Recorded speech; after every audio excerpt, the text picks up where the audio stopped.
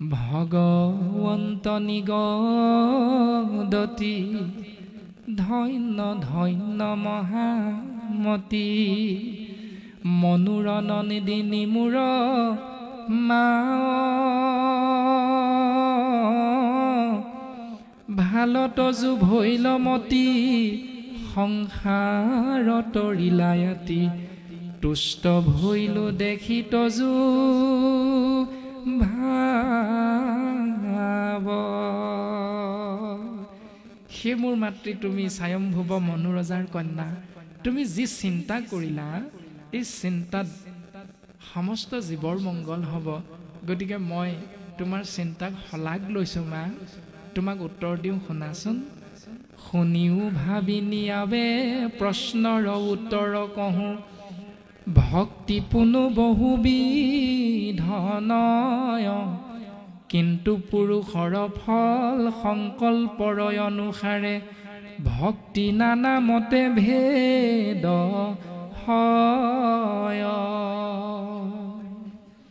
সেই মোৰ মা দেৱহূতি তুমি শুনা, ভক্তি বহু প্ৰকাৰৰ নহয় কিন্তু ভক্তি বহু প্ৰকাৰৰ হয়। এতিয়া প্ৰথমে কোনটো কম? বহু প্ৰকাৰৰ কেনেকৈ হয় কিয় হয় কম, নে ভক্তি বহু প্ৰকাৰৰ নহয় এইটো কম? এই বুলি ভাবি কপিল প্ৰভুৱে কৈছে যে ভক্তি নানা মতে ভেদ হয়। কেনেকৈ নানা মতে ভেদ হয় তাৰ উত্তৰটো হ'ল জীৱবিলাকে মনৰ দ্বাৰা যিটো ভাবে, ভাবি লৈ যিটো সংকল্প লয় সেইমতে ভক্তিটো ভাগ হয়। তাৰমানে আমাৰ ভাবিলোঁ যে হে প্ৰভু তুমি যদি ল'ৰাটোক চাকৰি এটা দিয়া, তোমাৰ নামত অহা বছৰ প্ৰথম দৰমহাতে ভাওনা ভাগ দিম। এটা ভাৱনা আমাৰ যে প্ৰভু তুমি যদি চাকৰিটো দিয়া, তোমাৰ নামত নামঘৰত শৰাই এখন দিম। এটা ভাৱনা। গতিকে ভাৱনা অনুসৰি ভক্তিটো ভাগ হয়, বহু প্ৰকাৰৰ হয়। কিন্তু প্ৰকৃততে ভক্তি বহুবিধ নহয়। এতিয়া নহয়তো নাই কোৱা, হয়তো কেনেকৈ এই কথাটো প্ৰথম উত্তৰ দিবলৈ আগবাঢ়িছে। ৰাম পৰক মাৰিবে প্ৰতি মনত সংকল্প কৰে, দম্ভ বা মৎসৰ আতিশয় এহিমতে ভক্তি মুত কৰিলে তামস হয়, ক্ৰোধ ভেদ তিনিতে আশ্ৰয়। যিহেতু আমি কোৱা হৈছিল যে তিনি গুণত আমি জীৱবিলাক আবদ্ধ, সতগুণ, ৰজগুণ, তমগুণ। প্ৰত্যেকৰে লগতে আমাৰ তিনিটা গুণ আছে। কিন্তু তাৰ ভিতৰত আজি যে আমি ভগৱন্তৰ নাম আশ্ৰয় কৰিবলৈ আহিলোঁ, আজি সেই তিনিটা গুণৰ এটাহে বৰ্তমান প্ৰধান হৈ আছে, সেইটো হ'ল সতগুণ। তাৰমানে আমাৰ আমনি লগা নাই, খং উঠা নাই। আমাৰ কৃষ্ণ নাম প্ৰত্যেকে আশ্ৰয় কৰাৰ বাবে এক অনাবিল আনন্দ আমি অনুভৱ কৰিছোঁ। কিন্তু আনন্দটো কি সুধিলে হয়তো উত্তৰ দিব নোৱাৰিবও পাৰোঁ। কিন্তু আমি যে প্ৰত্যেকেই কিবা এটা আনন্দৰ মাজত বহি আছোঁ, এইটো কিন্তু নিৰ্ঘাত সত্য। আৰু মাতৃ দেৱহূতিৰ আগত কৈছে যে আনৰ অন্যায় কৰিবলৈ, পৰক মাৰিবে প্ৰতি, আনক অন্যায় কৰিম বুলি ভাবি মনত সংকল্প কৰে যিসকলে, যে প্ৰভু আজি বহুদিনৰ পৰা আমুকে মোৰ মাটিৰ সীমাটো ঠেলি 4 আঙুল 5 আঙুলকৈ আনি আজি 3 হাত মান এইফালে লৈ আহিলে। এতিয়া মোৰ ছোৱালী 2জনী প্ৰভু, তাৰ ল'ৰা 3টা, এতিয়া একো কৰিবও নোৱাৰোঁ, দুখীয়া। নামঘৰতে চাকি এগছ দিছোঁগৈ আৰু প্ৰভু চাবা তুমিহে, তোমাকে দিলোঁ দায়িত্ব। ভাৱনা অনেক থাকে আমাৰ। তাৰমানে আনৰ অন্যায় চিন্তা কৰি ভগৱন্তৰ ওচৰলৈ যোৱা, সেই ভাৱনাটোক কৈছে তামস ভক্তি। ক্ৰোধ ভেদ তিনিটা আছে, মানে ইয়াতো ক্ৰোধটো জড়িত হৈ আছে, ইয়াত কপটতাটো আছে। কোনোবাই গৈ মনে মনে চল কৰি ব্যৱস্থাটো মাটিডোখৰ কেনেকৈ ল'ব পাৰোঁ, দাঁতি মাটিডোখৰ, সেই বুলি ভাৱনা কৰি সেই মাটিডোখৰৰ চুকটোৰ ফালে বাঁহ এজোপা ৰুই দিয়ে। চাবচোন আপোনালোকে, একদম সংসাৰত বাস্তৱ সত্য কথা আপোনালোকে দেখিছেও নিশ্চয়, যে তেওঁ ৰোৱতী মাটিডৰা কেনেকৈ নষ্ট কৰিব পাৰোঁ। বাঁহ এজোপা যেনে তেনে চুকটোত ৰুই দিলে, সেই বাঁহজোপা যেতিয়া ডাঙৰ হ'ব, ইঘৰৰ মাটিডৰাত বাঁহপাত পৰি পৰি যেতিয়া নষ্ট হ'ব, লাহেকৈ দুখীয়া মানুহজনে বোলে মাটিডোখৰ তুমিয়ে লোৱা আৰু এই বুলি লাহেকৈ দাম এটা লৈ তেওঁক বিক্ৰী কৰি দিবলৈ বাধ্য হৈ যায়। এই যিবিলাক চিন্তা সকলোতে কুৰ্চুত কপটতা থাকে। আৰু শাস্ত্ৰই কৈছে এই ভক্তিবিধৰ নাম হ'ল তামসিক ভক্তি। তাৰমানে প্ৰাণী হিংসা, প্ৰাণীৰ অন্যায় দৰ্শনটো ইয়াত নিহিত হৈ আছে। তাৰ পাছত বিষয়ত কৰি আশা যশ বা ঐশ্বৰ্য চাৱে প্ৰতিমাত মোহুক পূজয় তিনিও প্ৰকাৰ ইটো ৰাজস ভকতি মাত্ৰ তজুৱাগে কহিলো নিশ্চয়। ২ নম্বৰটো হ'ল ৰজগুণ, মানে ৰাজসিক ভক্তি। সেই ৰজগুণৰ পৰা যিটো চিন্তা আহে, সেই চিন্তাটোৰ নমুনাটো দিছে যে বিষয়ত কৰি আশা। প্ৰভু, এই যে কোৱা হ'ল ল'ৰাটোক চাকৰিটো যদি দিয়া, ইণ্টাৰভিউটো দিবলৈ যোৱাৰ আগত যে গুৱাপান অৰিহণা নামঘৰত দিওঁগৈ, দি লৈ যে ভাবোঁ প্ৰভু ল'ৰাটোৱে যেন চাকৰিটো পায়, সেইটো বিষয়ত কৰি আশা, তাৰমানে বিষয়ত আসক্তি। তাৰ পাছত যশ বা ঐশ্বৰ্য চাৱে, সেই দৰমহাটোৰ পৰা লাহে লাহে গাড়ী এখন, মাটি এবিঘা টাউনত কিনি লোৱা, যিমানখিনি ভাৱনাযুক্ত দৰ্শন আমি সমাজত দেখা পাওঁ, তাৰ অৰ্থে ভগৱন্তৰ ওচৰত আমি যে অৰ্পণ কৰোঁ, সেই ব্যৱস্থাটো হ'ল ৰাজসিক ভক্তি। গতিকে ইয়াত কি আছে? যশ বা ঐশ্বৰ্য বিচাৰি বিষয়ত আশা কৰি কাৰ ওচৰলৈ যাওঁ? নামঘৰলৈ বেছিকৈ নাযাওঁ, কাৰণ ধনৰ অধিষ্ঠাত্ৰী দেৱী হ'ল লক্ষ্মী। সেইকাৰণে লক্ষ্মী পূজা কৰোঁ আমি। সিদ্ধান্ত দিছে প্ৰতিমাত মোহুক পূজয়। এতিয়া শিৱৰাত্ৰি হৈ গৈছে, তাত গৈ আমি যিটো নিয়ম কৰিছোঁ, ভাৱনাটো যদি সেইটো যোগ কৰি দিছোঁ, তেতিয়াহ'লে প্ৰতিমাত মোহুক পূজয়। এনেকুৱা ভাৱনাযুক্ত হৈ প্ৰতিমাৰ আগত গৈ সেৱা কৰা, ধূপ ধূনা জ্বলোৱা, চাকি বন্তি দিয়া, এই ব্যৱস্থাটো হ'ল ৰাজসিক ভক্তিৰ নমুনা। তাৰ পাছত ৩ নম্বৰটো সাত্বিক। সাত্বিকটো কেনেকৈ হয়? পাপ মূৰ শৌক নাশ ভগৱন্ত শৌক প্ৰীতি নহিও বৈছেকে বিধি মানি ই ৩ প্ৰকাৰ ভক্তি কৰিলে সাত্বিক বুলি নিষ্ঠে মই কহিলো বখানি। হে প্ৰভু, মোৰ পাপ হ'ল, তুমি যেন পাপটো নাশ কৰি দিয়া। হে প্ৰভু, তুমি মোক যেন ভাল পোৱা, উদ্ধাৰ কৰা। নহি অৱশ্যকে বিধি মানি, কোনো বিধি বিধান নাই, কেৱল ভাৱনাটো আহি গ'ল, সেই ভাৱনাৰে আমি আগবঢ়াই দিলোঁ ঈশ্বৰৰ ওচৰত সেৱা। এনেকৈ ৩ প্ৰকাৰে কৰা ভক্তিক সাত্বিক ভক্তি বুলি কয় মা। এই বুলি কপিল প্ৰভুৱে দেৱহূতিৰ আগত ক'লে। আৰু আজি আমি আপোনাসৱৰ চৰণত এভাগি সেৱা আগবঢ়াম। আপোনাসৱে কম বয়সীয়া দেখিছে, গতিকে অপৰাধ নধৰি এই যে আজি অনুষ্ঠান ভাগিত 5 গছ মান যে বন্তি জ্বলোৱা হৈছে, ইয়াৰ কিবা তাত্ত্বিক দৰ্শন আছে নেকি? 4 গছ জ্বলোৱা হৈছে।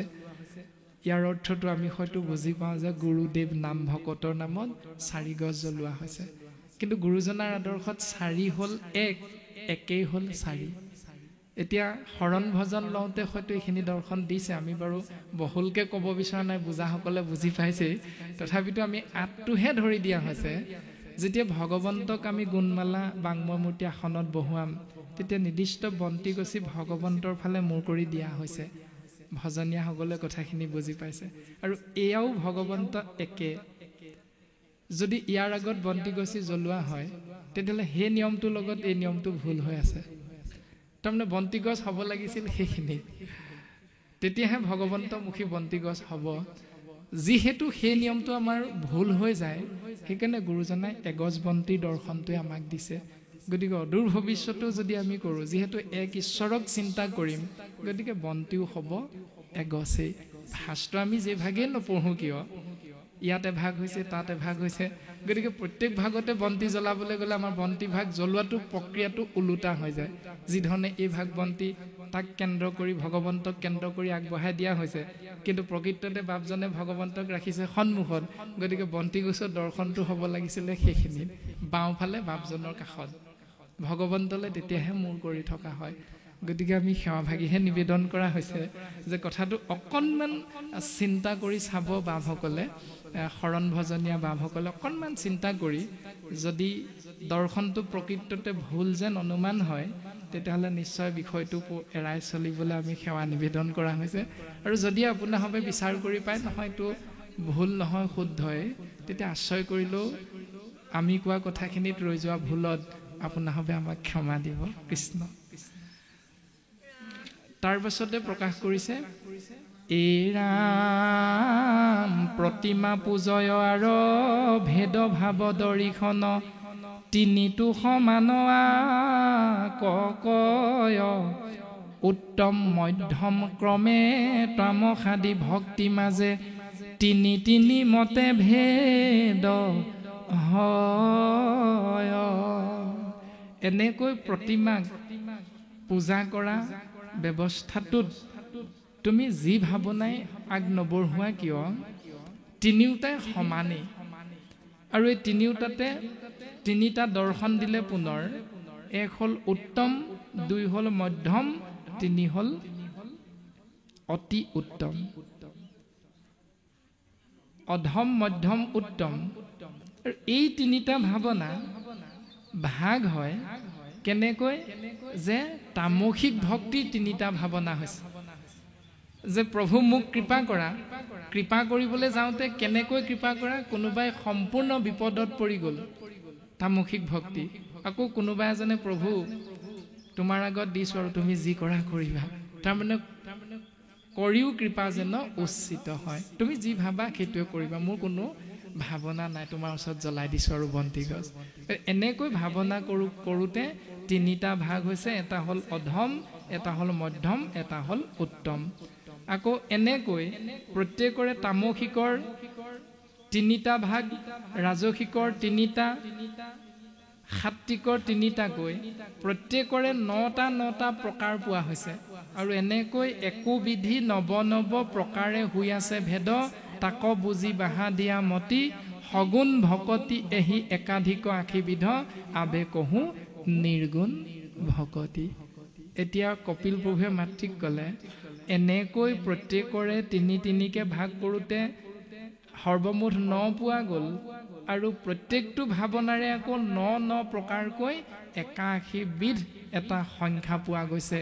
একাধিক ৮০ বিধ, ৮১ বিধ, আৰু ৮১ বিধ ভক্তিৰ নাম এটা, সেইটো হ'ল সগুণ ভক্তি। আৰু ভগৱন্তৰ নামটো কি? নিৰ্গুণ। এতিয়া ইয়াত প্ৰকাশ কৰিলে সগুণ ভকতি এহি, এনেকৈ যি ৮১ বিধ ভক্তিৰ নাম সগুণ, আবে কহো নিৰ্গুণ ভক্তি। অৰ্থাৎ আমি শেষত উপনীত হৈছোহি যে ভক্তি প্ৰকৃততে দুবিধ, এক হ'ল সগুণ ভক্তি, অন্যটো হ'ল নিৰ্গুণ ভক্তি। এতিয়া আমি কোনটো ল'ম? কপিল প্ৰভুৱে মাতৃক কি বুলি ক'লে? শুনিও ক সভাসদ তৃতীয় স্কন্ধৰ পদ, বুজিও ক ভক্তিৰ নিৰ্ণয়, সগুণ ভকতি যত কৰি তাংক পৰিহাৰ, নিৰ্গুণক কৰিও আশ্ৰয়। সেই সভাসদ বৰ্গ, এনেকৈ যি ভক্তি দুটা প্ৰকাৰ পোৱা গ'ল, সগুণ আৰু নিৰ্গুণ, ইয়াৰ ভিতৰত সগুণ ভক্তি কৰি তাংক পৰিহাৰ, পৰিহাৰ মানে ত্যাগ কৰা, সগুণ ভক্তিক আশ্ৰয় নকৰিবা, বিপৰীতে কি কৰিবা? নিৰ্গুণক কৰিও আশ্ৰয়, নিৰ্গুণক তুমি আশ্ৰয় কৰা। আৰু এই নিৰ্গুণক যদি ধৰিওক দৃঢ় কৰি যদি তুমি নিৰ্গুণ ভক্তিক সুদৃঢ় বিশ্বাসে আশ্ৰয় কৰা, তেবে ঈশ্বৰক পাইবা লাগ, তেতিয়াহে তুমি ঈশ্বৰৰ পূৰ্ণ কৃপা লাভ কৰিব পাৰিবা। এই সিদ্ধান্তটো দিলে। এতিয়া আমি প্ৰত্যেকে শুনি লৈ কালিলৈৰ পৰা অন্তত আমি চিন্তা কৰিব লাগিব যে ইমান দিনে কৰি অহা ভক্তিবিধৰ নাম প্ৰকৃততে শাস্ত্ৰই ক'লে সগুণ নে নিৰ্গুণ? যদি নিৰ্গুণ হৈ আছে তেতিয়াহ'লে আৰু অকণমান সুদৃঢ় বিশ্বাসে ধৰি ল'ম, আৰু যদি সগুণ হৈ আছে তেতিয়াহ'লে তাক এৰি নিৰ্গুণ কেনেকৈ আশ্ৰয় কৰিব পাৰোঁ তাৰ ব্যৱস্থাটো আমি ভকতৰ মাধ্যমেৰে, গুৰুৰ চৰণ চিন্তাৰ মাধ্যমেৰে, শৰণ ভজন ভক্তিৰ মাধ্যমেৰে আশ্ৰয় কৰিবলৈ আমি বাপ আইসকলে নিজৰ সন্তানসকলকো উপদেশ দিম আৰু নিজেও পালন কৰিবলৈ চেষ্টা কৰিম। এইটো আমি আজিৰ পৰা অন্তত ভাবিব লাগিব। আমি কোনেও ক'ব নোৱাৰোঁ কোনে কি ভক্তি কৰি আছোঁ, আজি অন্তত জানিবলৈ আমি অকণমান সুবিধা পাইছোঁ সকলোৱে আলোচনাৰ মাধ্যমেৰে। ইয়াৰ আগত জানিছিলোঁ নে নাজানো আমি কোনেও নাজানো। গতিকে আমি কালিলৈৰ পৰা এই ব্যৱস্থাটো বিশ্লেষণ কৰি কোনটো শুদ্ধ হৈছে কোনটো অশুদ্ধ হৈছে তাক আমি পালন কৰিবলৈ চেষ্টা কৰিম। এই বস্তুটো বহুতে সোধে। আৰু এটা কথা কি বন্তিগছ আমি প্ৰায় মানে কীৰ্তন পাঠেই হওক ভাগৱত পাঠেই হওক জ্বলোৱা হয়, কিন্তু স্পষ্টকৈ কৈ দিয়ক জ্বলাব লাগিব নে নালাগে। এতিয়া আমি অকণমান শুদ্ধলৈ আহিম বুলি ভাবিছোঁ। কৃষ্ণ কৃষ্ণ আমি একেষাৰে ক'লে শৰণ মাৰ্গটোত গুৰুজনাৰ আদৰ্শ যদি শিৰোগত কৰি শৰণ ভজন ভক্তি সদাচাৰ পালন কৰোঁ, তেতিয়াহ'লে বন্তি এগছৰ দৰ্শনটোৱে গুৰুজনাই দিছে। গতিকে এগছ বন্তি এক ঈশ্বৰ, এক দেৱ, এক সেৱ, একত বিনে নাইকেৱ। এতিয়া কীৰ্তন ভাগ আমাৰ পাঠ হ'ব, কিন্তু কীৰ্তন ভাগ পাঠ হ'লেও তাৰ আগত আকৌ বন্তি জ্বলাব লাগিব, এনেকুৱা নিয়মটো গুৰুজনাই নাই দিয়া। গতিকে আমি স্বয়ং বাংময় মূৰ্তি আসনত প্ৰতিষ্ঠা কৰা হৈছে গুণমালা, গতিকে তাতে এগছ বন্তি দি দিলে সকলোখিনি হৈ যায়। কৃষ্ণ মাধৱ কৃষ্ণ কৃষ্ণ কৃষ্ণ পদ হে ৰাম বদতি কপিল হৰি শুনাম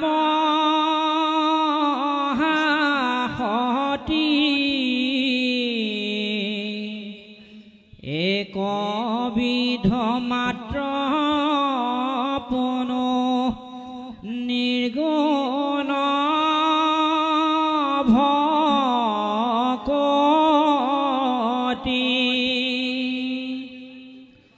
এৰাম জ্ঞান কৰ্মে তিথে ব্ৰতে নকৰিয়া মন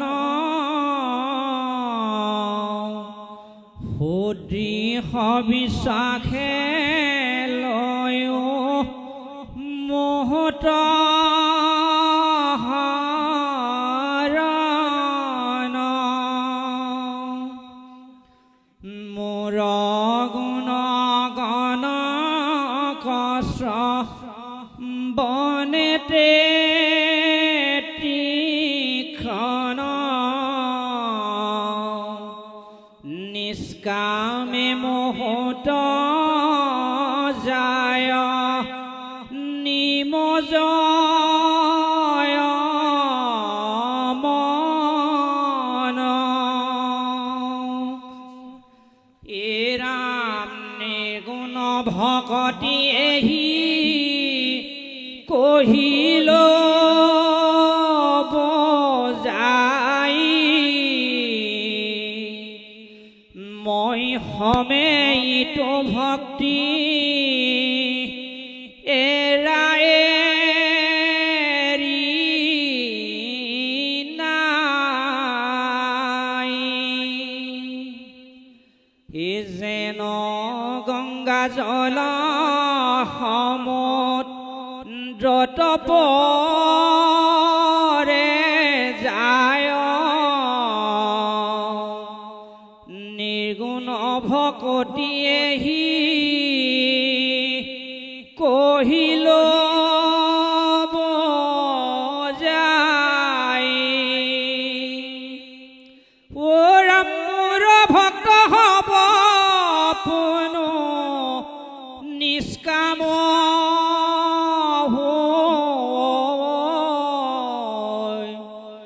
ই কথা নিশ্চয় শুনিও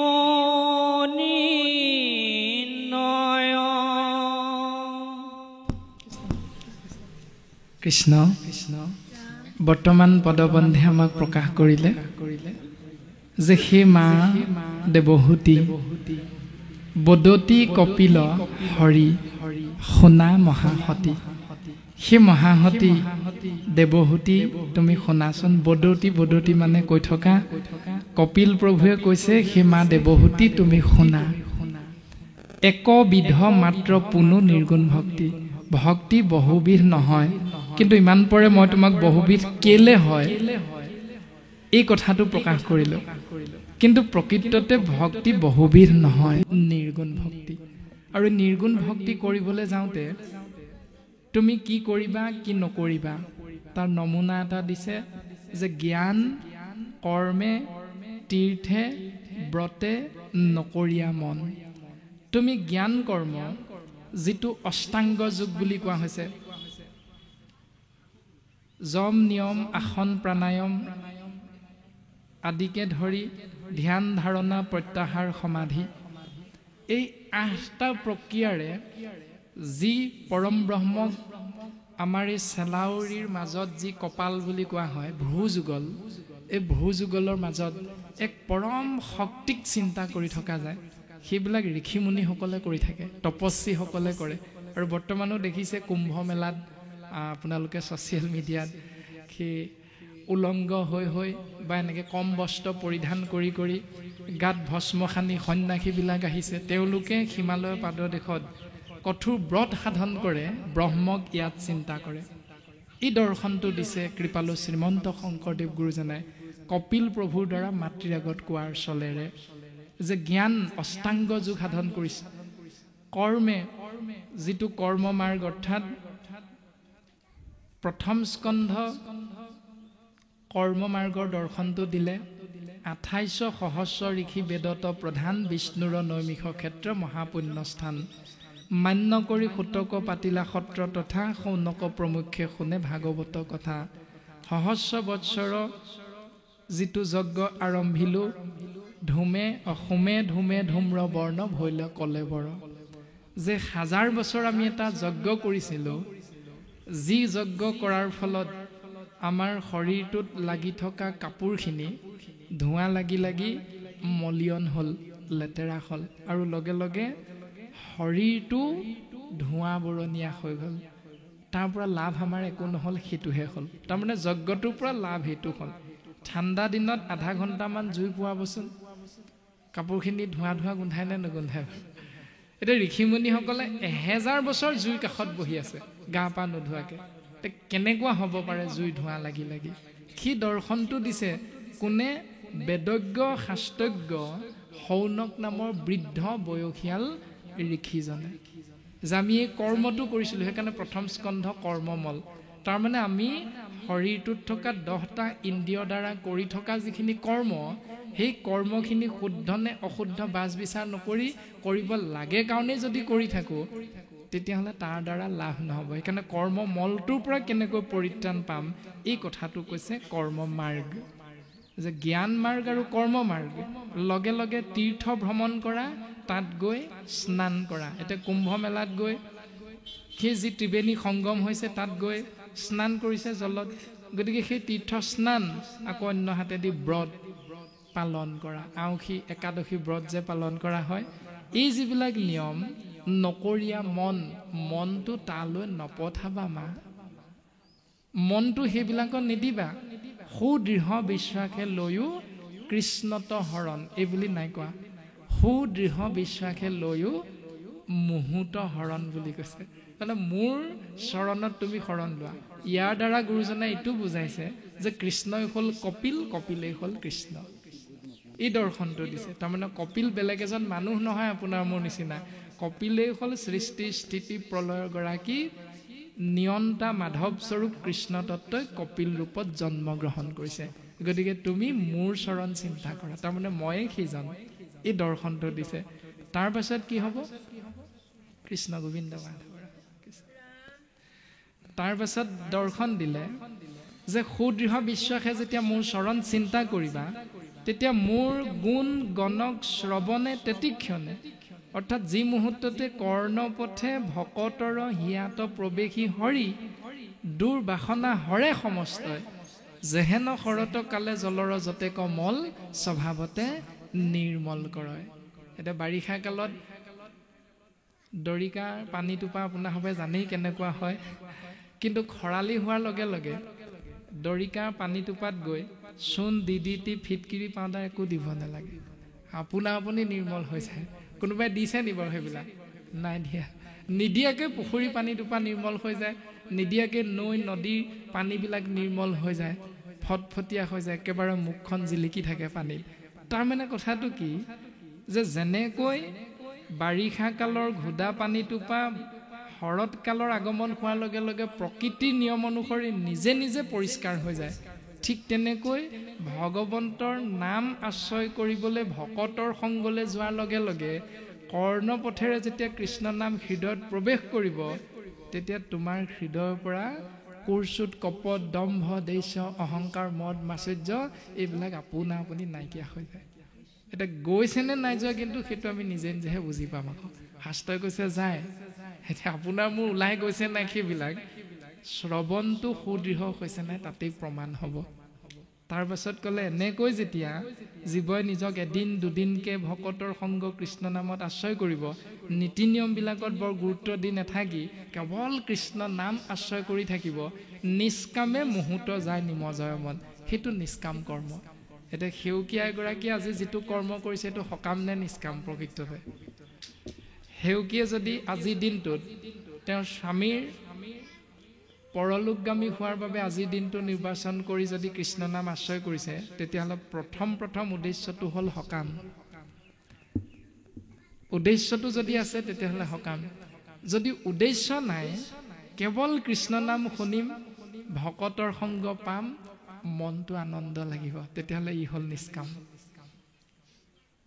এতিয়া কোনটো কৰিছে আইগৰাকীয়ে বা পৰিয়ালবৰ্গই নিজেহে জানিব কিন্তু শাস্ত্ৰই কৈছে এনেকৈ কৃষ্ণ নাম এদিন শুনিলোঁ আকৌ ইয়াতে থকা কোনোবা বাপ এজনে ভাবিলে হেৰা ইমান ভাল লাগিছে ঘৰত গৈ যদি কয়গৈ বোলে সেইদিনা আমুকৰ ঘৰলৈ যে গ'লোঁ ইমান ভাল লাগিলে অহা মাহৰ যদি তুমি দৰমহাটো পোৱা এনেকুৱা ভাগ অনুষ্ঠান ময়ো কৰিমচোন কাক নিমন্ত্ৰণ কৰিম পাছৰ কথা ব্যাখ্যা আলোচনা হ'ব নহ'ব এইবোৰ পাছৰ কথা কিন্তু ভকতে একান্তভাৱে নাম ল'ব আৰু আমি হাত চাপৰি বজাই বজাই ভকতৰ সংগত থাকি কৃষ্ণ নাম আশ্ৰয় কৰিম সি কীৰ্তন পাঠো হ'ব পাৰে নামঘোষাও পাঠ হ'ব পাৰে ভাগৱতো পাঠ হ'ব পাৰে গীতাও পাঠ হ'ব পাৰে ব্যাখ্যাকাৰ এজন আমি নিমন্ত্ৰণ নকৰিবও পাৰোঁ সেইটো ডাঙৰ কথা নহয় কিন্তু এনেকুৱা এটা অনুষ্ঠান আজি যে ভাল লাগিল অহা মাহৰ দৰমহাটো পালে বোলে আমাৰ ঘৰটোৱে ভাগ কৰিব লাগিব এই ভাৱনাটো হ'ল নিষ্কাম এনেকৈ নিষ্কামে মুহূৰ্ত যায় নিমজয় মন এনেকৈ এদিন দুদিনকৈ সকামী মানুহজনো কৃষ্ণ নাম শুনোতে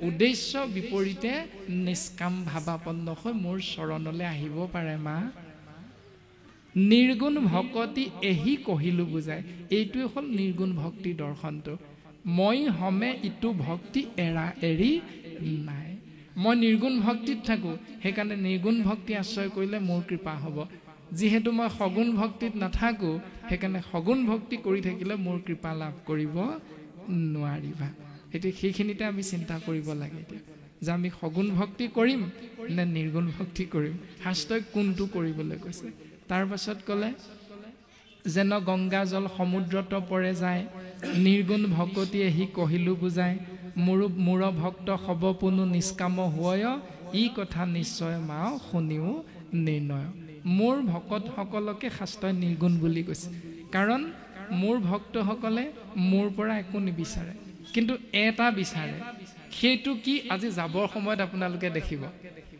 যদি ভগৱন্তৰ একান্ত ভকত হয় তেতিয়াহ'লে যাবৰ সময়ত সেই ভকতজনে কি বিচাৰিছে প্ৰমাণটো পাব সি সগুণ নে নিৰ্গুণ তাৰমানে যদি নিৰ্গুণ হয় তাৰ প্ৰমাণটো হ'ল কৃপাৰ সাগৰ দৈৱকী নন্দন পুৰীও মনৰ কাম মনৰ কামনাটো পূৰণ হওক হেউকী সমস্তৰ কি ভকতৰ সংগ সদা নুগুচুখ মুখে তোৱা গুণ নাম সেইটো নিষ্কাম যদি যাবৰ সময়ত কয় বোলে এনেকৈ ধনী হোৱা তুমি চাকৰি পাওক ছোৱালীজনী বিয়া হওক ভাল দৰা এটা পাওক আৰু ল'ৰাটোও যাতে পঢ়িছে শুনিছে ভাল চাকৰি এটা পাওক ঘৰখন উন্নতি হওক এইটো হ'ব সকাম তেনে অন্তৰ্যামী ভগৱন্তই সকলো জানে কি ভাবি ভকতক আবাহন কৰিছে গতিকে ভগৱন্তই যিটো ভাবিছে সেইটো কৃপা কৰিবই যদিহে ভবাটোত শুদ্ধতাটোত থাকে গতিকে সেই ব্যৱস্থাখিনি সকাম নিষ্কামটো আমি বুজিবলৈ চেষ্টা কৰিব লাগিব গতিকে ভকতে সেউকীসকলক বিষয়ৰ মাজলৈ ঠেলিব নালাগে সেই যেনেধৰণে আমাৰ আশীৰ্বাদ যে দিয়ে যে গ্ৰহ দুখ কাল দুখ দৈৱ দুখ আদিৰ পৰা পৰিত্ৰাণ পাবৰ বাবে ভগৱন্তৰ চৰণত অৰ্পণ কৰিছোঁ ভগৱন্তইতো জানেই যে তেওঁ কি কাৰণে আজি অনুষ্ঠান ভাগ পাতিছে তে সেইখিনি আকৌ ভকতে ক'ব নালাগে আৰু ভকতে এটাই ক'ব লাগে যদি তেওঁ কোনোবা স্বামীজনৰ মৃত্যুৰ বাবে আজি দিনটো নিৰ্বাচন কৰি কৃষ্ণ নাম শুনিছে ভকতে এইটোহে ক'ব লাগে অ' আই তোমাৰ যে স্বামীজন গ'লগে আমিও যামগৈ এদিন তুমিও যাবাগৈ এদিন যাতে যাবৰ সময়ত তুমি দুখ কৰি যাব লগা নহয়, তুমি সুখেৰে যাব পাৰা, সেই দিনটো যাতে তুমি কৃষ্ণ নাম আশ্ৰয় কৰিহে যাব পাৰা, এইটো তুমি পালন কৰি থাকিবা। এই বুলি ভকতে উপদেশটো দিব লাগে। এইটো হ'ল নিষ্কাম।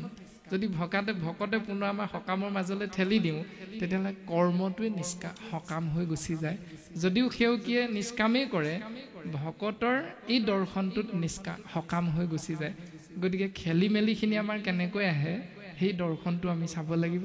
তাৰপাছত পদে ক'লে যে ই কথা নিশ্চয় মাও শুনিও নিৰ্ণয়, এই নিৰ্ণয়টো নিশ্চয়কৈ মই তোমাক ক'ম, তুমি শুনা। এতিয়া সেই নিশ্চিত কথাখিনি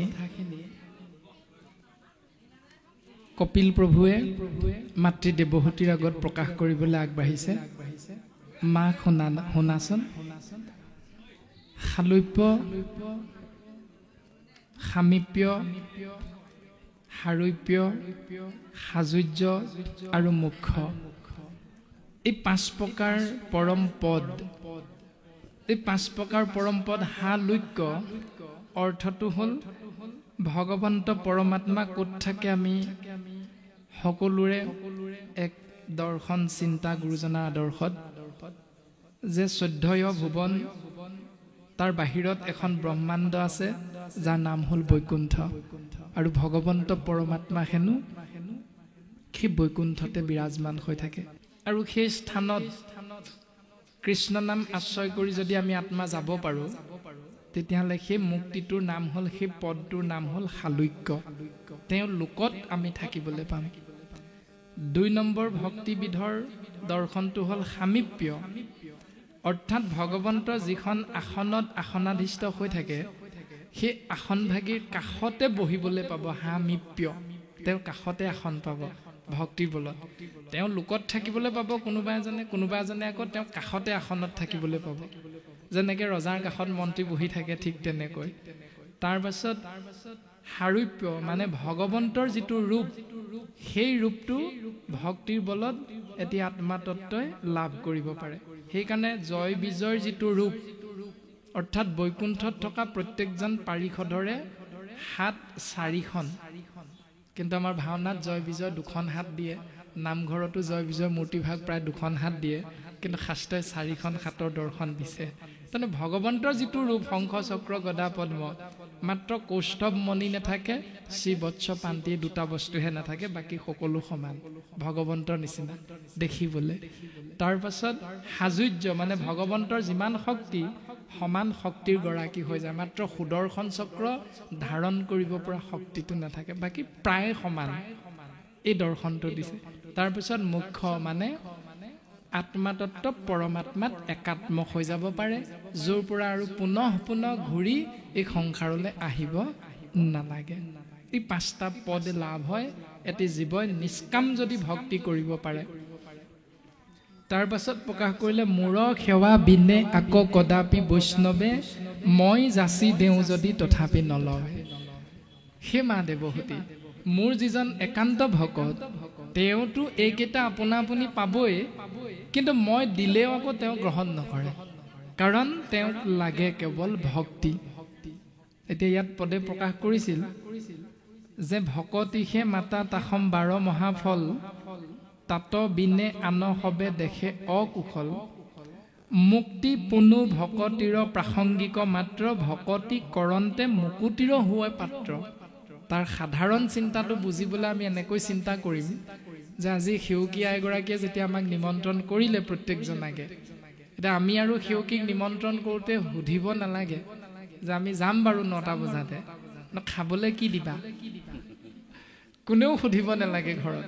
তাৰমানে ভকতক যেতিয়া নিমন্ত্ৰণ কৰিছে সেৱাৰ বাবে চাহ অকণ হ'লেও সেৱকীয়া এগৰাকীয়ে যোগাৰ কৰিছে। যাবা যেতিয়া চাহ অকণ হ'লেও পাবা নিশ্চিত। সুধিব নালাগে চাহ খোৱাবা নাই, সুধিব নালাগে ভাত খোৱাবা নাই, জলপান খোৱাবা নাই, এনেকুৱা এটা।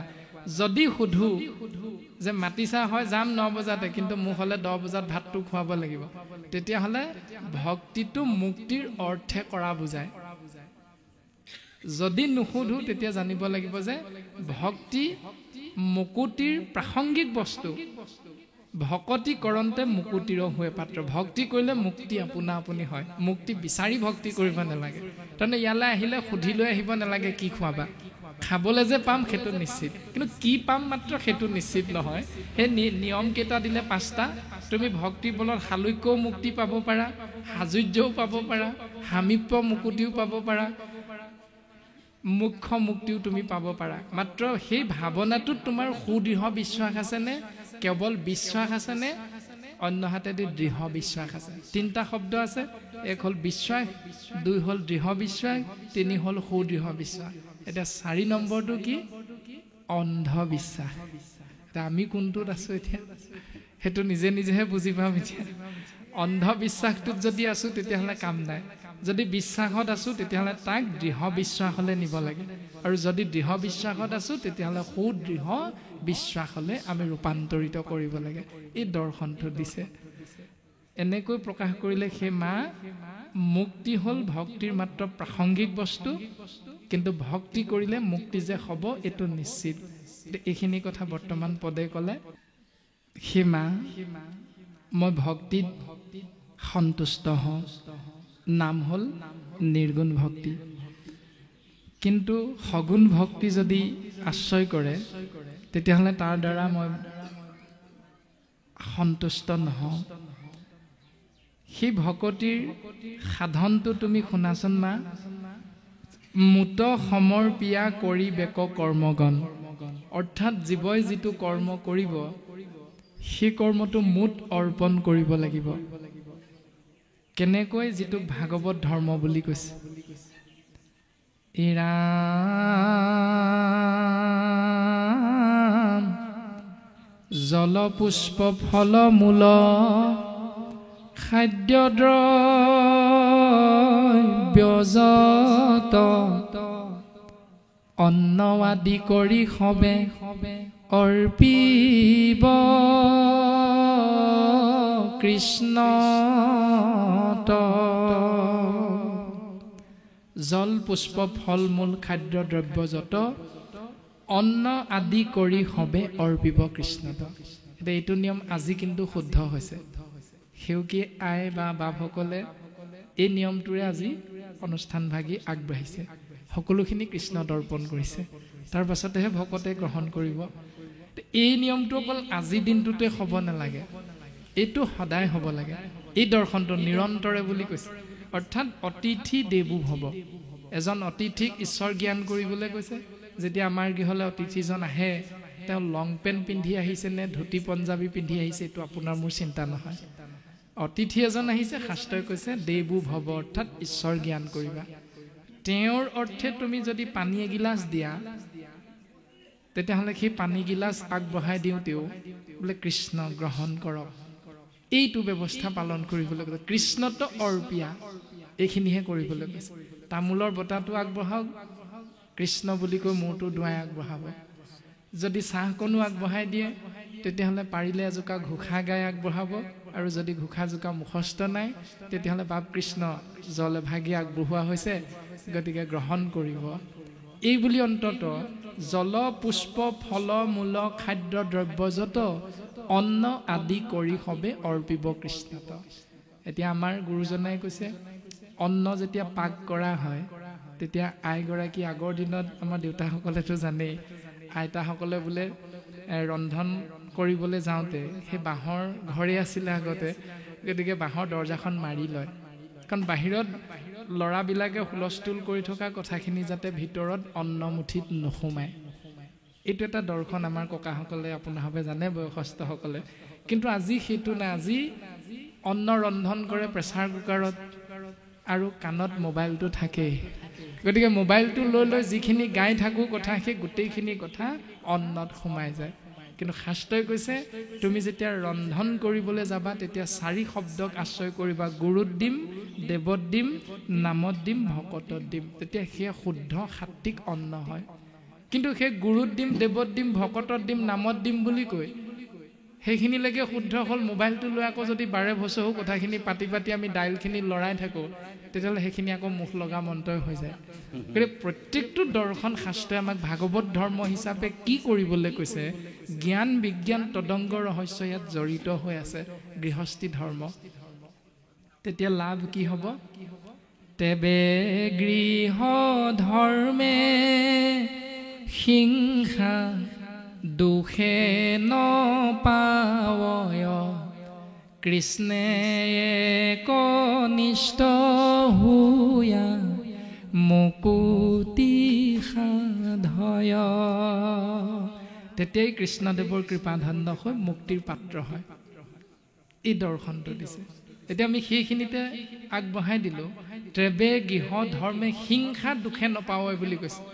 তাৰমানে হিংসাটো তাত যোগ নহ'ব লাগিব। এতিয়া হিংসাটো কোনখিনিত যোগ হয়? ঘোষা গুৰুত দিম, ভকতত দিম, দেৱত দিম, নামত দিম। আইগৰাকীয়ে ৰন্ধন কৰিলে। তাৰ পাছত আমি এইটোও বুজি পাওঁ যে এজন মানুহৰ শৰীৰত আত্মাতত্ব কৃষ্ণ আছে আৰু অন্য হাতেদি এটি প্ৰাণীৰ শৰীৰতো আত্মাতত্ব কৃষ্ণ আছে। আৰু যেতিয়া মানুহজন পৰলোকগামী হয় তেতিয়া সেই শৰীৰটো চোৱা হ'ল বুলি চোতাললৈ উলিয়াই বগা কাপোৰে ঢাকি দিয়া হয়। অন্য হাতেদি আমলৰীয়া হাঁহটো যদি মৰে তেতিয়াহ'লে সেইটো আকৌ পাখি গুচাই ভিতৰলৈ নিয়া হয়। এতিয়া কাহিনীটো কোনটো? এতিয়া ভুলটো কোনখিনিত হৈ আছে? তাৰমানে যে সকলোখিনি কৃষ্ণত অৰ্পণ কৰিব লাগিব শুদ্ধভাৱে, তেতিয়াহে হিংসা দুখৰ পৰা তুমি পৰিত্ৰাণ পাবা। এজন বাপে কৈছে, নিৰ্দিষ্ট বক্তা ভাষণ দিবলৈ মাতিলে, সভাত গৈ ভাষণ দিবলৈ যাওঁতে আইগৰাকীয়ে ক'লে মোক সদায় নিম নিম কৈ থাকে, এদিনো নিনিয়ে। বাপে ভাবিলে হয় কথাটো, হেৰা কালিলৈ ওলাবাব, বেছি দূৰ নহয়, মই স্কুটিখনকে লৈ যাম আৰু তুমিও তাতে উঠিবা, সোনকালে ওলাবা, 9 বজাতে যাওঁ। আইগৰাকীও গা পা ধুই উঠি গুৰু সেৱা কৰি বাপক সিদ্ধান্ত ৰন্ধন কৰি দিলে। দুইজনে একেলগে খালে। খাই বৈ ধুনীয়াকৈ 9 বজাত ওলাই নিৰ্দিষ্ট সভা পালেগৈ। সভাত গৈ বাপে নিৰ্দিষ্ট বক্তা এখন গ্ৰহণ কৰিলে। সিদিনা আকৌ আইগৰাকী লগত যোৱাৰ কাৰণে আইকো গামোচা এভাগ দিলে। আইও মনটো ভাল লাগিছে, সভালৈ আহিলে এইখিনিও পায় তাৰমানে। তাৰপিছত বাপে নিৰ্দিষ্ট বক্তাৰ ভাষণ দিবলৈ থিয় হ'ল। থিয় হৈ প্ৰথম কৈছে, জয় জয় কৃষ্ণ কৃপাময় মহেশ্বৰ, যাৰ আজ্ঞা ক্ষীৰে বহে ব্ৰহ্মা হৰিহৰ, মৎস্য কুৰ্ম আদি অংশ অৱতাৰ যাৰ, ঈশ্বৰ কৃষ্ণক কোটি কোটি নমস্কাৰ। মাছ মাছ ভগৱন্তৰ অৱতাৰ, কুৰ্ম কুৰ্ম মানে কাছ ভগৱন্তৰ অৱতাৰ। গতিকে এই সমস্ত ভূততে ব্যাপী আছো মই, হৰি সবাকো মানিবা বিষ্ণু বুদ্ধি কৰি। কীৰ্তন গ্ৰন্থটো গুৰুজনাই লিখিছে যে মৎস্য ৰূপে অৱতাৰ ভৈলা, প্ৰথমত উদ্ধাৰিলা বেদ প্ৰভু প্ৰলয় জলত। গতিকে মাছ ৰূপে ভগৱন্তই প্ৰকাশমান হৈ আছে। গতিকে বাপসকল আইসকল, মাছ মাংস ৰক্তৰঞ্জিত আহাৰ গীতা শাস্ত্ৰত কৈছে, ৰক্তৰঞ্জিত আহাৰ মই গ্ৰহণ নকৰোঁ সখা। এই বুলি কৈ কৃষ্ণ কৃষ্ণ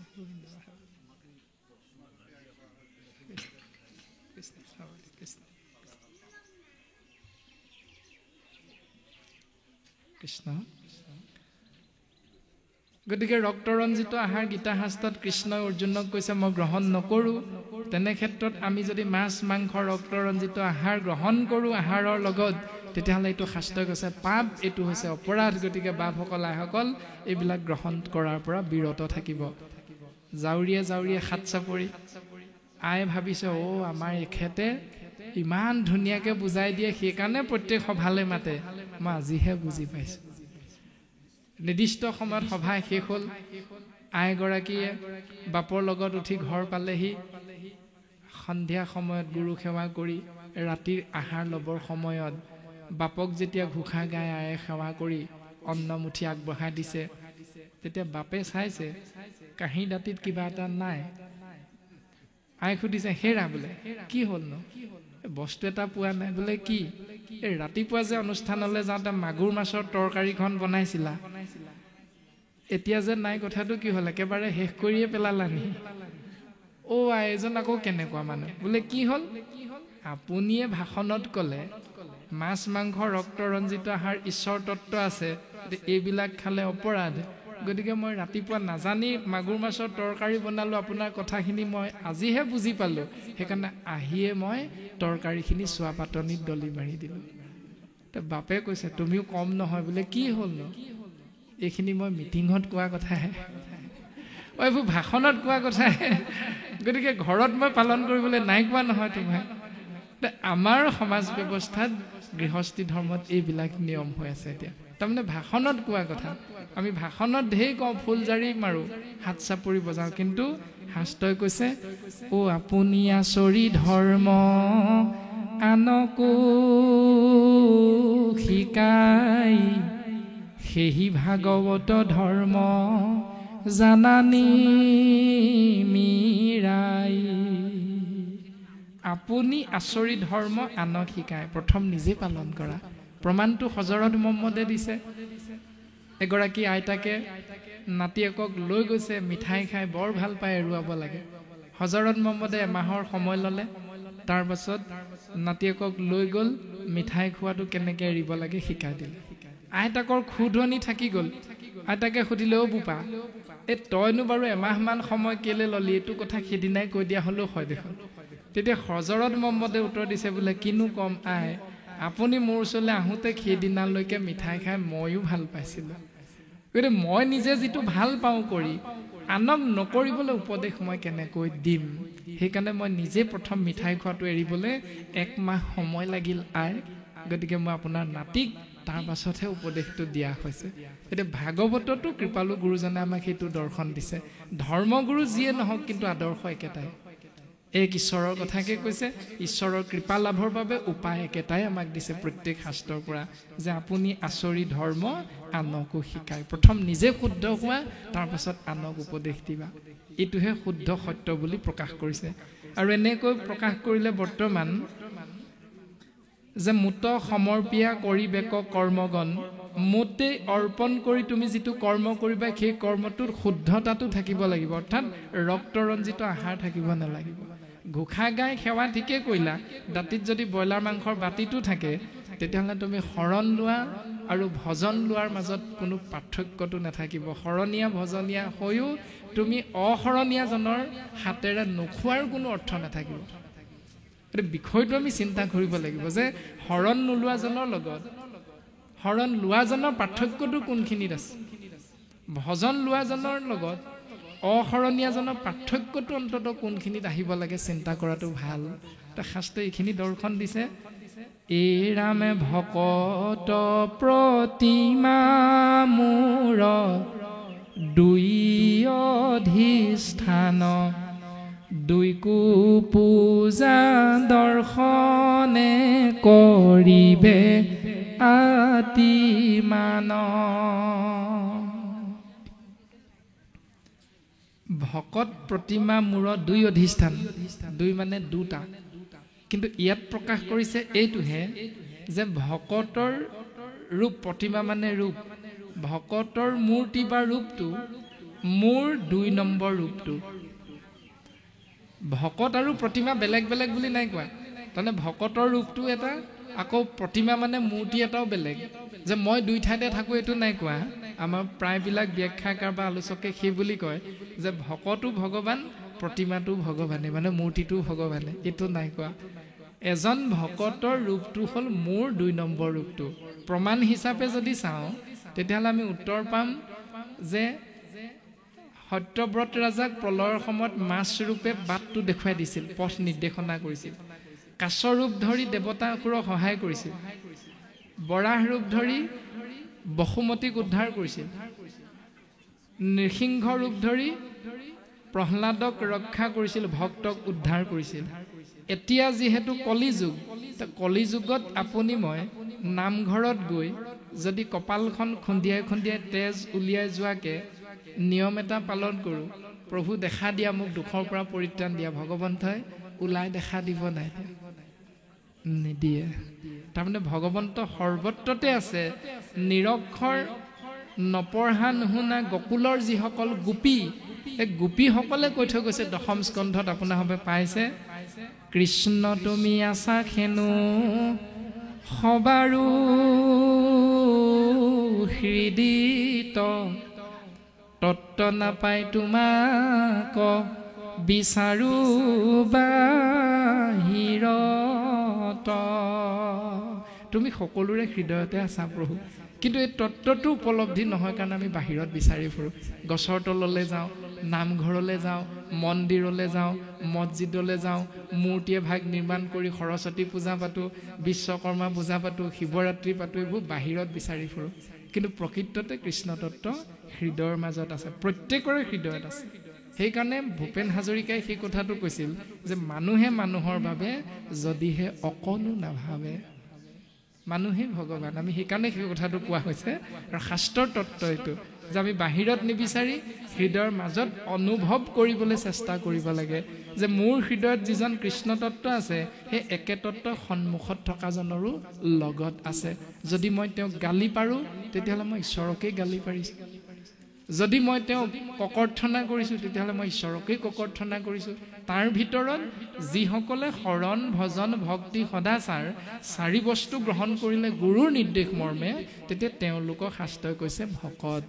গতিকে এজন সাধাৰণ মনুষ্যৰ লগত এজন ভকতৰ অকণমান হ'লেও পাৰ্থক্য এটা থাকে। সেইকাৰণে কৈছে ভকত প্ৰতিমা মূৰ 2 অধিষ্ঠান। যিহেতু এজন ভকতে নিৰন্তৰে কৃষ্ণ নাম আশ্ৰয় কৰে আৰু এজন অশৰণীয়া ব্যক্তিয়ে বিপদত পৰিলেহে কৃষ্ণ বুলি কয়, কিন্তু পাৰ্থক্যটো সেইটো।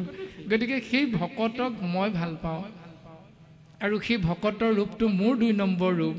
গতিকে 2কো পূজা দৰ্শনে কৰিবে আতি মান, অৰ্থাৎ সেই মা দেৱহূতি তুমি যদি এজন ভকতক দৰ্শন পোৱা জানিবা তুমি মোকেই দৰ্শন পালা, আৰু যদি তুমি সেই ভকতজনক সেৱা কৰা তেতিয়াহ'লে জানিবা মা তুমি মোকেই সেৱা কৰিছা।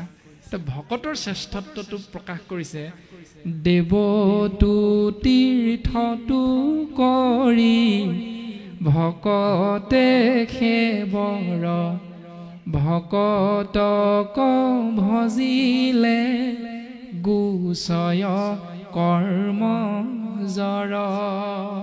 কৰ্ম বন্ধনৰ পৰা মুক্ত হোৱাৰ উপায়টো হ'ল ভকত, কিয়নো ভকতৰ লগত 3টা বস্তু আছে।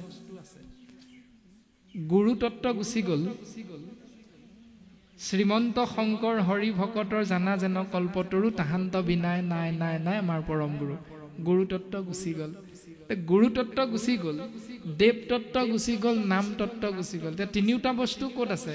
এঠাইত আছে, সেয়া হ'ল ভকত। ভকতৰ ওচৰত গুৰু তত্ত্ব আছে যদি গুৰু মানি শুশ্ৰূষা কৰিবা ভালমতে। যদি ভকতক তুমি গুৰুৰ মান্যতা দি সেৱা কৰা তেতিয়াহ'লে তেওঁৰ পৰা তুমি বাকী 3টা পাবা। সেইটো হ'ল দেৱ তত্ত্ব, মানে ঈশ্বৰক সেৱা কৰা হ'ল, তুমি নাম লাভ কৰিলা, নাম তত্ত্বত শৰণ লোৱা হ'ল, আৰু ভকত তত্ত্বক সেৱা কৰি তুমি গুৰু তত্ত্বৰ উপদেশখিনি অনায়াসে লাভ কৰিব পাৰিলা। এতিয়া কলিত সেইকাৰণে ভকতেই শ্ৰেষ্ঠ। কিন্তু ভকতক সেৱা কৰাৰ লগে লগে তুমি কৰ্মবন্ধনৰ পৰা মুক্ত হ'ব পাৰিবা। এই দৰ্শনটো বৰ্তমান পদে আমাক প্ৰকাশ কৰিলে। তাৰ পাছতে সমস্ত ভূততে মোক দেখিবে ক মনে, মনেৰে সমস্ত ভূততে ঈশ্বৰ জ্ঞানটো আনিবলৈ কৈছে।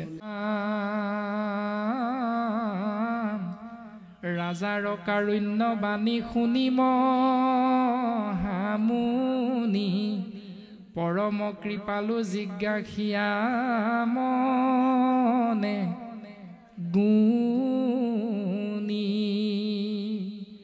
বৰ মোৰ সমতি ইটো পুত্ৰকে সে খোজে, ইহেন নৃপতি হৈয়া হৰিক নভজে।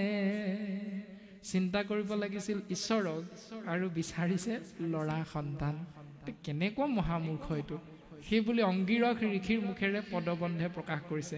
তাৰ পাছত শৌক কোটি পুত্ৰত ভোগ তাৰিতে নপাৰে, কাম শাস্ত্ৰ চাই পুত্ৰকে সে ইচ্ছা কৰে।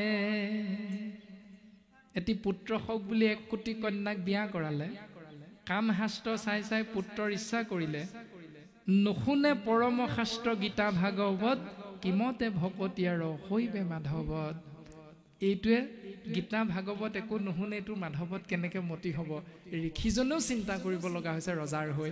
তাৰ পাছত পুত্ৰেও নিষ্ঠাৰে যদি শুনিয়াছে শাস্ত্ৰ, বৈষ্ণৱ পুত্ৰক প্ৰতি বুলিয়াছে মাত্ৰ। হয়, পুত্ৰ হলে পুণ্যাম নৰকৰ পৰা জীৱ উদ্ধাৰ পায়। 84খন নৰক আছে, তাৰ ভিতৰত পুণ্যাম নৰকৰ পৰা উদ্ধাৰ পাবলৈ পিতামহসকলৰ মংগলৰ অৰ্থে এটি পুত্ৰ দৰকাৰ, শাস্ত্ৰই কৈছে। কিন্তু সেই পুত্ৰটোৰ নাম কি? বৈষ্ণৱ পুত্ৰ। বিপৰীতে যদি অবৈষ্ণৱ পুত্ৰ যদি উপজে বংশত স্বৰ্গ সন্তে পিতৃক পেহলাবৈ নৰকত। যদি অবৈষ্ণৱ পুত্ৰ জন্ম দিওঁ তেতিয়াহ'লে আপুনি মই নামাচাৰ্য হৈ ভাগৱত আচাৰ্য হৈ নামঘৰীয়া হৈ কৰ্ম অনুসাৰে স্বৰ্গলৈকে যাব পাৰিলোঁ যেনিবা, কিন্তু অবৈষ্ণৱ পুত্ৰটো জন্ম দিয়াৰ কাৰণে স্বৰ্গৰ পৰা নৰকলৈ খহি পৰিব লাগিব। কিন্তু বৈষ্ণৱ পুত্ৰ যদি জন্ম দিওঁ আপোনাৰ মোৰ কৰ্ম অনুসাৰে নৰকত থাকিলেও বৈষ্ণৱ পুত্ৰৰ শুদ্ধ কৰ্মৰ বাবে নৰকৰ পৰা আমি স্বৰ্গলৈকে উঠি যাব পাৰিম। এই দৰ্শনটো শাস্ত্ৰই কৈছে। তো এইটোৱে গীতা শাস্ত্ৰ এইবিলাক নপঢ়ি কি মোক ল'ৰা এটা লাগে বৰ এটা দিয়ক কি বিচাৰি ফুৰিছে। সিদ্ধান্ত দিছে শোকৰ কুকুৰে বহু পুত্ৰক জন্মাই তেবে কি কাৰণে মুকুতি ক নপাৱ। শোকৰ মানে গাহৰিও 12টা 13টা এবাৰতে পোৱালি দিয়ে, কুকুৰেও 10-12টামান পোৱালি দিয়ে, তথাপিতো সিহঁতিতো মুক্তি নাপায়।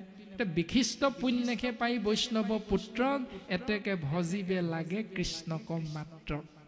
সেইকাৰণে কৃষ্ণক ভজিবলৈ কৈছে যদিহে বৈষ্ণৱ পুত্ৰৰ প্ৰয়োজন হয়।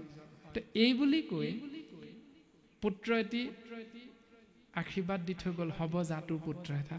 কিবা এটা আশীৰ্বাদ দিলে পদত ক'লে আৰু আমি সেইখিনিলৈ নাযাওঁ। পোনে পোনে কোৱা হৈছে আশীৰ্বাদ স্বৰূপে এটি পুত্ৰ পালে। এতিয়া পুত্ৰটো পোৱাৰ লগে লগে গন্ধৰ্বৰাজ চিত্ৰকেতুৰ কি হ'ল? 1 কোটি পত্নীৰ প্ৰতি যিটো মনৰ ভাৱনা আছিল মৰম চেনেহ, সেই গোটেইখিনি মৰম চেনেহ ল'ৰাটোলৈ গুচি গ'ল। আৰু যিজনী মাকে সেইটো ল'ৰা জন্ম দিলে কৃতদূতী, সেই মাকজনীক বেছিকৈ মৰম কৰিবলৈ ধৰিলে। তাৰ লগে লগে বাকীখিনি হিংসা হৈ গ'ল। এইজনীয়ে যদি ল'ৰা এটা জন্ম নিদিলেহেঁতেন মৰমখিনি আমি সকলোৱে সমানে পালোহেঁতেন। তেনে সতিনীৰ যিটো চিন্তা সেইটো শাস্ত্ৰই কৈছে আহি গ'ল। এতিয়া আহি যোৱাৰ লগে লগে আকৌ কেনেকৈ ৰজাৰ পৰা মৰম পাব পাৰোঁ, ৰজাৰ পৰা কেনেকৈ ভৰণ পোষণৰ পাৰিশ্ৰমিকটো পাব পাৰোঁ, এই চিন্তা কৰি কৰি বাকী পত্নীবিলাকে বিষ খুৱাই শুই থকা অৱস্থাত ল'ৰাটো মাৰি পেলালে। 6ষ্ঠ স্কন্ধত খুব সুন্দৰভাৱে গোটেই কাহিনীটো আছে।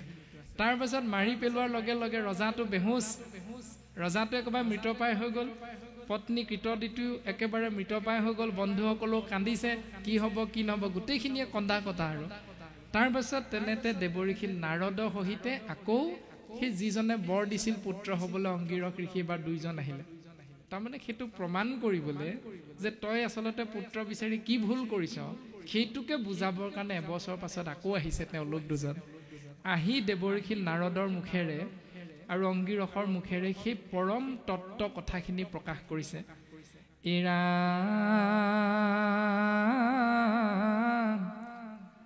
শোকনিগদতি পৰীক্ষিত মহাযখি অনন্তৰে মহাজ্ঞান কৰি দুৰিষি। পৰম জ্ঞান দিলে। তাৰ পাছত দেখিলো নৃপতি কিছু ভৈল ষষ্ঠ মন জ্ঞাতি মিত্ৰ অন্যজনে কৰয় ক্ৰন্দন। ৰজা অকণমান তেওঁলোকৰ বাক্যত সন্তুষ্ট হ'ল, কান্দিবলৈ এৰিছে। আৰু কিন্তু বাকীসকলে কান্দিয়া আছে, কি হ'ব মৰিলে বুলি। তেতিয়া দেৱঋষি নাৰদে কি কৰিছে?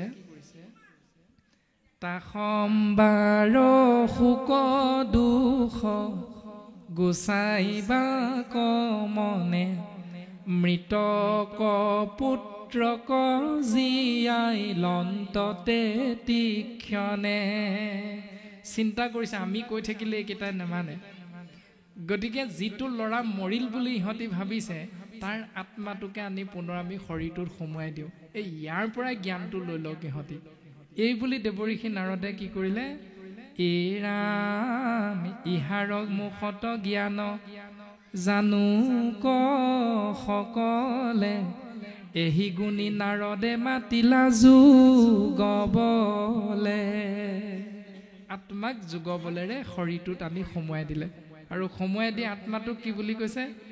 সোণৰে জীৱাত্মা তই দেখ চকু ভৰি তোৰ পিতৃ মাতৃ সবে কান্দে তোক ধৰি। হেৰ জীৱাত্মা তই চাচোন চকুকেইটা মেলি, তোৰ পিতৃ মাতৃসকলে তোৰ শৰীৰটোক ধৰি ধৰি কান্দি আছে, তই দেখা নাই? তোৰ শোকে সন্তাপ কৰয় বন্ধুগণ, তোৰ দুখত দুখী হৈ বন্ধুগণে কান্দিছে, তাসম বাক নমাতি আছস কি কাৰণ? তই ইহঁতক কিবা এটা উত্তৰ নিদিয়াকৈ কেলে মনে মনে আছ? উত্তৰ এটা দে আকৌ। এই বুলি যেতিয়া নাৰদে জীৱাত্মাক আজ্ঞা কৰিলে, তেতিয়া জীৱাত্মাই কি বুলি উত্তৰ দিছে? এই ৰামে জীৱে মাতিলে কশুনি নাৰদৰ বাণী, কাৰ মই পুত্ৰ পিতৃ মোৰ আছে কোনি। হে দেৱৰ্ষি নাৰদ, তুমি যে ক'লা মোৰ পিতৃ মাতৃয়ে কান্দি আছে, তুমি যে ক'লা মোৰ বন্ধুবৰ্গই কান্দি আছে, প্ৰথম তুমি মোক এইটো উত্তৰ দিয়া, মইনো কাৰ পুত্ৰ? মোক প্ৰথম এইটো চিনাকি কৰি দিয়া, আৰু মোৰনো পিতৃ কোন, মোৰনো মাতৃ কোন, তুমি মোক দেখুৱাই দিয়া। জীৱাত্মাই এইটো প্ৰশ্ন নাৰদক কৰিছে। তাৰ পাছত কৈছে, কৰ্ম ফলে ভ্ৰমময়ী সকলো জুনিত, ক্ষণো ঊৰ্ধ্ব ক্ষণো অৰ্ধ ক্ষণো পৃথিৱীত। কৰ্মফল ইতিমধ্যে ভক্তি যুগত কৰ্মফলটো প্ৰকাশ কৰা হৈছিল ছবিচন্দ ভাগীত, যে কৰ্মফল যেতিয়ালৈকে আত্মাটোৰ লগত থাকি যাব তেতিয়ালৈকে 84খন নৰকত ভ্ৰমণ কৰিব লাগিবই। ক্ষণো ঊৰ্ধ্ব কেতিয়াবা স্বৰ্গত, ক্ষণো অৰ্ধ কেতিয়াবা পাতালত, ক্ষণো পৃথিৱীত কেতিয়াবা পৃথিৱীত জন্ম গ্ৰহণ কৰিব লগা হয় কৰ্মফল অনুসৰি। যেনেকৈ পুৰঞ্জনে নিজৰ পত্নীৰ কথা ভাবি ভাবি মৃত্যু হোৱাৰ কাৰণে পুৰঞ্জনৰ স্ত্ৰীৰূপ প্ৰাপ্তি বুলি দৰ্শনটো আছে। পুৰঞ্জনে প্ৰকৃতি হৈ জন্ম গ্ৰহণ কৰিলে। ভৰতে হৰিণ পোৱালিটোৰ কথা চিন্তা কৰি কৰি জন্ম হোৱাৰ কাৰণে, মৃত্যু হোৱাৰ কাৰণে হৰিণ পোৱালি জন্ম হ'ব লগা হ'ল। এইটো দৰ্শন ভাগৱতে দিছে। গতিকে মৃত্যুৰ প্ৰাক মুহূৰ্তত তুমি যাৰ কথা ভাবি ভাবি এই শৰীৰ এৰিবা, সেই আত্মা তুমি সেই পাত্ৰতে গৈ সোমাব লাগিব। তাৰমানে ভাবেই ভক্তি, ভাবিলেই ভগৱন্তক পায়। যাতে আমি পত্নীৰ কথা ভাবি মৰিব নালাগে, যাতে ল'ৰা ছোৱালীৰ কথাকেইটা ভাবি মৰিব নালাগে, গৰু ছাগলীকেইটাৰ কথা ভাবি মৰিব নালাগে, কৃষ্ণ বুলি কৈ যাতে মৰিব পাৰোঁ, তেতিয়া আমি মোক্ষ প্ৰাপ্তি লাভ কৰিব পাৰিম। এই দৰ্শনটো বৰ্তমান কৈ আছিল শালুক্য, সাযুজ্য, সাৰূপ্য, সামীপ্য আৰু মোক্ষ। 5 প্ৰকাৰ মুক্তিৰ ভিতৰত মোক্ষ হ'ল উত্তম। এতিয়া এই কথাটোকে জীৱ আত্মাটোৱে দেৱৰ্ষি নাৰদক কৈছে, মই এনেকৈ কৰ্মফল ভোগ কৰি কৰি বিভিন্ন শৰীৰত প্ৰৱেশ কৰোঁ, যদি এইটোৱে সত্য তেতিয়াহ'লে এখম্বেশে পিতৃ মাতৃ নিষ্ঠে শুই যেবে, সকলো জনিত কেনে উপজোহোতে বে। যদি এওঁলোকে মোৰ প্ৰকৃততে পিতৃ মাতৃ, তেতিয়াহ'লে মই গৰু হৈ জন্ম হওঁতে মোৰ পিতৃ গৰুহে হ'ব, গছ হৈ জন্ম হওঁতে মোৰ পিতৃ গছহে হৈছে, বাঘ হৈ জন্ম হওঁতে মোৰ পিতৃ বাঘ হৈছে। এওঁলোক মোৰ যদি পিতৃ মাতৃ হয় প্ৰকৃততে, সেই জন্মত সেইসকলনো মোৰ কি হ'ব? এতিয়া জীৱাত্মাটোৱে সুধিছে, যিটো আত্মাৰ কথা আমি কৈ থকা হৈছে ইতিমধ্যে। প্ৰত্যেকৰে শৰীৰত ভগৱান দত্ত পৰমাত্মা আত্মাৰ ৰূপত প্ৰকাশমান হৈ আছে। তাৰ পাছত প্ৰকাশ কৰিছে, সবেও সবাৰো পিতৃ মাতৃ বন্ধুজন, সবেও সবাৰো শত্ৰু মিত্ৰ উদাসীন, সুবৰ্ণ ৰজত কৰি আদি দ্ৰব্য ছয়, ব্যৱসায় কৰিয়া যেন কিনয় বিকয়, ইহাৰ গৃহৰ সন্তে আৰু গৃহে যায়, জীবু সেহি মতে জানি শোক নোযোৱাই। এইখন ঘৰ এৰি, এই শৰীৰৰূপী ঘৰখন এৰি কৰ্মফল ভোগ কৰিবলৈ বেলেগ এটা শৰীৰত সোমাই, গতিকে সেই আত্মাৰ প্ৰতি আপুনি মই আৰু পুনৰ ছমাহৰ মূৰত ছমহীয়া, বছৰকৰ মূৰত বছৰিকা কৰাৰ কোনো অৰ্থ ভাগৱতে আমাক আছে বুলি নাই কোৱা। মাত্ৰ সেই দিনটোত তুমি কৃষ্ণ নাম লৈ সেই আত্মা ঈশ্বৰত বিলীন হওক বুলি তুমি ঈশ্বৰৰ চৰণত এভাগি সেৱা কৰোৱা, তাৰ পাছত আৰু সেই আত্মা কৰ্ম ফল ভোগ কৰিবলৈ ক'ত যাব সেইটো কাৰো জ্ঞাত নহয়। গতিকে তেওঁৰ অৰ্থে আপুনি মই চিন্তা কৰি লাভ নাই। কৰ্মফল ভোগ কৰিবলৈ হয়তো এদিন আকৌ সেই আত্মাটোৱে আপোনাৰ মোৰ সন্তান হৈ বোৱাৰীৰ গৰ্ভতো জন্ম ল'ব পাৰে, আমি কিন্তু চিনি নাপাওঁ। সেইটো কথাকে অৰ্জুনৰ আগত ভগৱন্তই কৈছে, তোমাৰ সন্মুখত তুমি যে দেখিছা পিতামহ ভীষ্ম, তুমি যে দেখিছা গুৰু দ্ৰোণাচাৰ্য, দুৰ্যোধন দুষাসন তোমাৰ জ্ঞাতি বুলি, পিতামহ বুলি, শিক্ষাগুৰু বুলি। হে অৰ্জুন, এই সকলোবিলাক আগতেও আছিল, এতিয়াও আছে আৰু পাছতো থাকি যাব।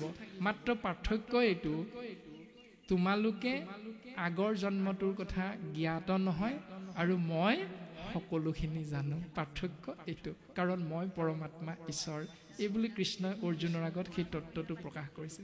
গতিকে মৃতকৰ অৰ্থে কৰা সেই কৰ্মখিনি শাস্ত্ৰই কৰিবলৈ কৈছেনে নাই কোৱা, আমাৰো সীমিত জ্ঞানৰ জৰিয়তে পদবন্ধে কোৱা দুই এটি কথা আগবঢ়াই উত্তৰটো দিবলৈ চেষ্টা কৰা হ'ল। গতিকে বাকীখিনি আপোনাৰভাৱে বিচাৰ বিশ্লেষণ কৰিব, সুন্দৰভাৱে পাঠ কৰিব, কৰি আলোচনা কৰিব, তাৰ পৰা গোটেই ভুল শুদ্ধখিনি উত্তৰ লাভ কৰিব পাৰিব। আমি সময়ৰ প্ৰতি লক্ষ্য ৰাখি মাত্ৰ আংশিক প্ৰশ্নটো উত্তৰ দিবলৈ চেষ্টা কৰা হ'ল। কৃষ্ণ।